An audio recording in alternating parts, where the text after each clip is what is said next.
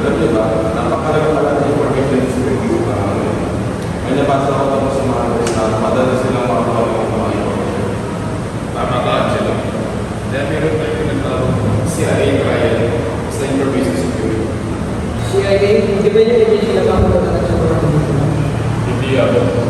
Sa information security, ang CIA ay nangungulagan ng confidentiality, integrity, at availability. Ito ang pundasyon at protection na tumutulong sa atin sa online. Naiintindihan ko na. Pero ano nga ba talaga ibig sabihin ng confidentiality? Confidentiality notion.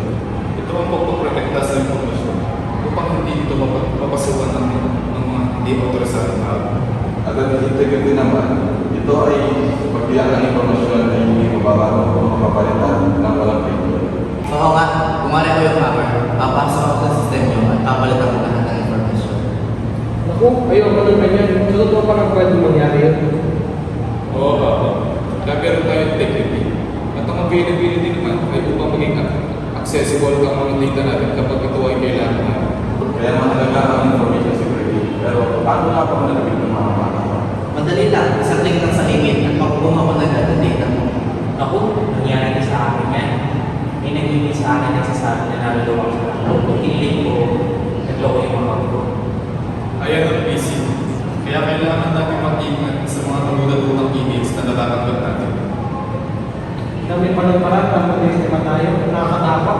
Dahil dito, mahalaga talaga ang pag-iyak. Isa sa magandang parang dito ay paggamit ng unique at malakas na password. Kaya kailangan natin iwasan ang paggamit ng madaling password tulad ng birthday o pangalan. Kaya ang password ko, o di one of lang. Bang, seryoso. Kaya nga naging target ng mga tulong. Dapat mag-guess ng password. Gumamit ka ng uppercase, lowercase, numbers, at special characters. Alam niyo, kahit gano'n pa kami sa security features, hindi natin maingat, bali-bala rin. Tama ka, lalo na social media. Hindi natin alam ang pwede paggamit laban sa ating mga bagay na sa atin. Eh, paano naman yung mga updates sa apps? Minsan naka-updates ko sa yung mga papa. Actually, mahalaga mga updates.